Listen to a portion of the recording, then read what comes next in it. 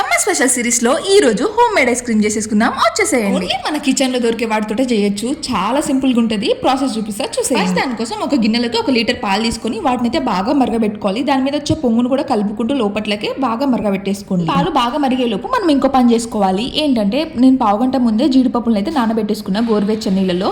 ఇప్పుడు అవి మిక్సీ పట్టేసుకోవాలి. మంచిగా క్రీమీ టెక్స్చర్ వచ్చేంత వరకు మిక్సీ పట్టేసుకుని దీన్ని పక్కన పెట్టేసుకోండి. పాలు కాగబెట్టుకునేటప్పుడు పక్కన వచ్చే మీగడను కూడా పాలలోకి అనుకుంటూ మంచిగా మరగబెట్టుకోవాలి.